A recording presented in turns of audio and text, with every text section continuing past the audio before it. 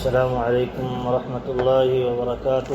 بسم اللہ الرحمن الرحیم، والصلاة والسلام علی سید الانبیاء والمرسلین نبینا محمد وآلہ وصحبہ اجمعین، اما بعد، اعوذ باللہ من الشیطان الرجیم، فویل للذین یکتبون الکتاب بأیدیہم ثم يقولون هذا من عند الله ليشتروا به ثمنا قليلا فويل لهم مما كتبت أيديهم وويل لهم مما يكسبون۔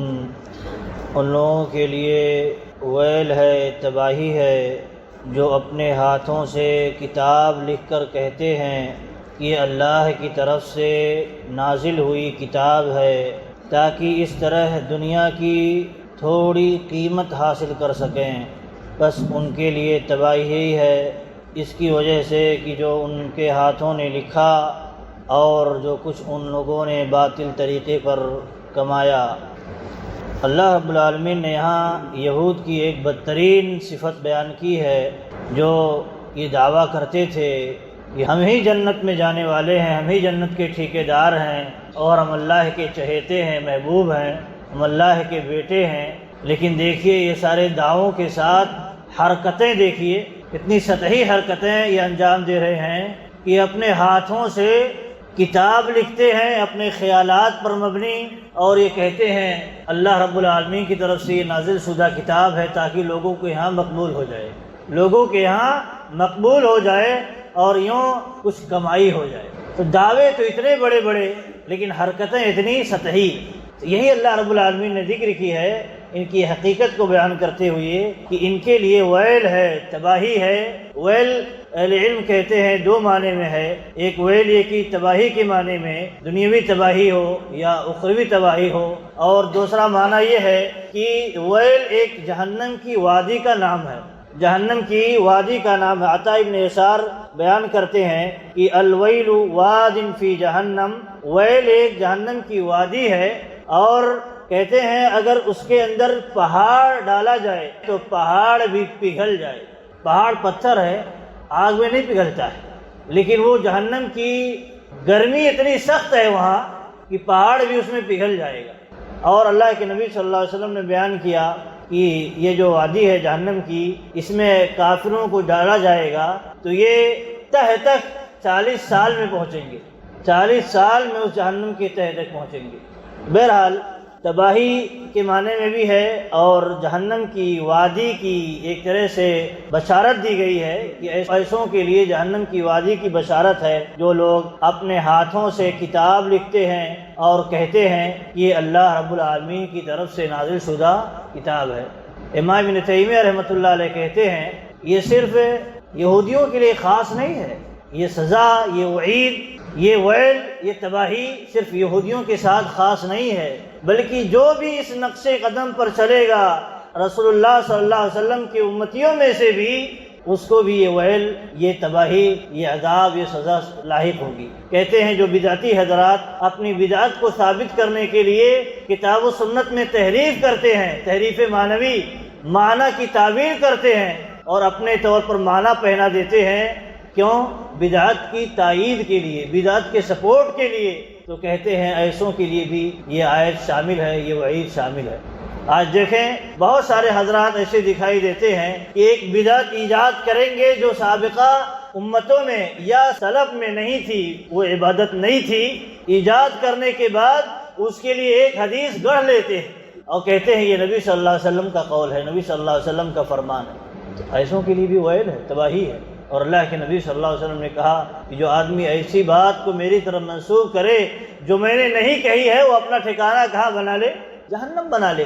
بھلے ہی بات کوئی اچھی کرے، صحیح بات کرے اور کسی چیز کی طرف لوگوں کو مائل کرنا چاہے، لیکن جھوٹی بات کہی ہے، اس لیے اس کا ٹھکانہ کیا ہے؟ جہنم ہے۔ تو یہاں اللہ رب العالمین نے یہود کی ایک قبیح صفت بیان کی ہے کہ اپنے ہاتھوں سے لکھتے تھے۔ آج بھی دیکھیے بہت سارے لوگ ہیں تفسیر کریں گے، قرآن کی آیت ہے ٹھیک ہے، لیکن اس کے نیچے تفسیر کریں گے اور تفسیر میں اپنی خیالات، اپنے آراء وغیرہ کو داخل کریں گے اور خاص طور پر ان افکار کو داخل کر دیں گے جو افکار دنیا میں رائج ہوئے ہوتے ہیں اور ان سے وہ بڑے شدید طور پر متاثر ہوتے ہیں، اس کو قرآن کے اندر داخل کر دیتے ہیں اور کہتے ہیں دیکھیے اللہ رب العالمین کا فرمان ہے۔ سائنس کو، طب کو، ٹیکنالوجی کو قرآن کہتے ہیں قرآن نے آج سے 1400 سال پہلے نازل کر دیا ہے۔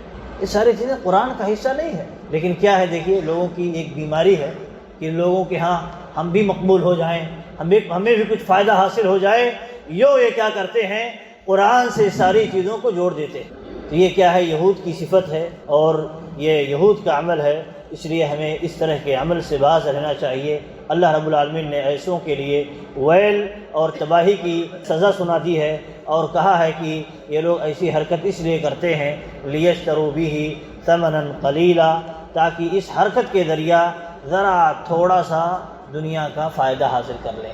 اللہ رب العالمین نے جہاں بھی دنیا کے فائدے کا ذکر کیا ہے وہاں کہا ہے تھوڑا فائدہ، تھوڑا۔ دنیا کتنی بھی ہو، کتنی بھی حاصل ہو جائے، کتنا بھی آپ کو دنیا میں مقام، عزت، دنیا میں آپ بہت کچھ بنا لیے ہوں، بہرحال دنیا کیا ہے، بہت تھوڑی ہے۔ ایک نہ ایک دن آپ کو یہاں سے جانا ہے اور ہمیشہ کے لیے یا آپ کے لیے جنت ہوگا یا آپ کے لیے جہنم ٹھکانہ ہوگا۔ تو جو ہمیشہ کی جنت ہے، جو ہمیشہ کے لیے جہنم ہے، جنت حاصل کرنے کی فکر کریں، اس وقتی زندگی کی بھاگ دوڑ میں اس آخرت کو بھلا نہ دیں۔ اسی لیے اللہ رب العالمین نے جہاں جہاں دنیا کا ذکر کیا ہے وہاں قلیل کا ذکر کیا ہے، دنیا بہت تھوڑی ہے، بہت معمولی ہے۔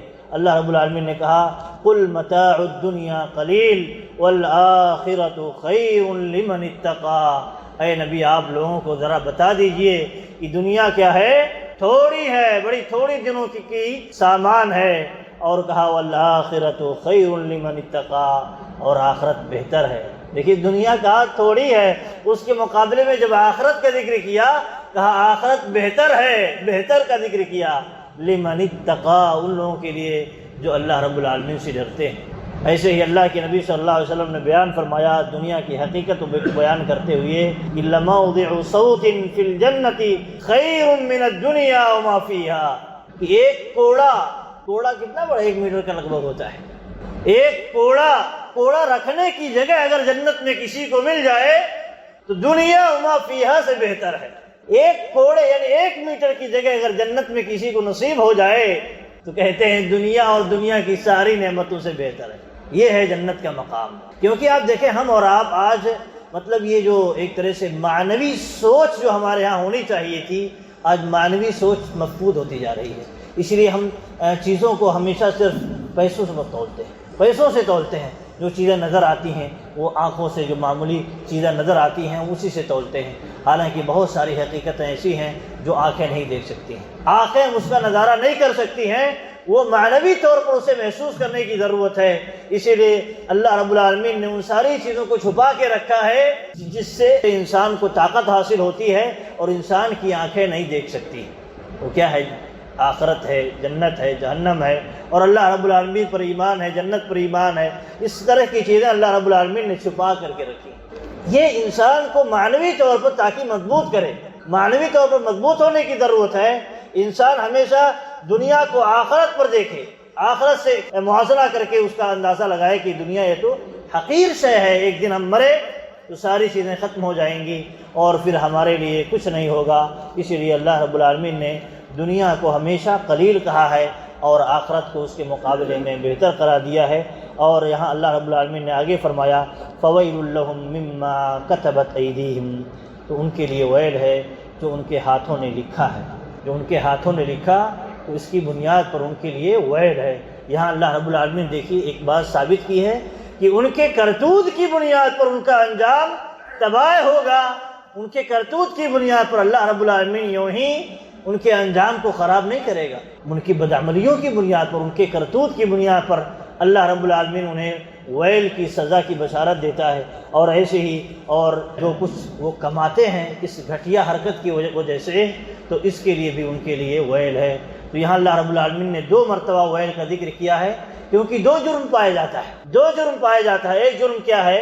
یہ تو اپنے ہاتھوں سے اپنے خیالات کو لکھتے ہیں یا تورات کے اندر حذف و اضافہ کرتے ہیں، حذف و اضافہ کرتے ہیں، کوئی چیز ان کے موافق نہیں ہے اس کو نکال دیتے ہیں، اور کچھ چیزیں جو ان کے مطابق لگتی ہیں کہ ٹھیک ہے اس کو داخل کرنے پر ہمیں رشوت ملے گا، لوگوں کی طرف سے کمائی حاصل ہوگی، تو اسے داخل کر دیتے ہیں اور یوں کہتے ہیں یہ اللہ رب العالمین کی طرف سے ہے، تو یہ ایک جرم ہے۔ تو ایک جرم ہے تو اس کی بنیاد پر بھی اللہ رب العالمین نے ویل کی، تباہی کی بشارت سنائی ہے۔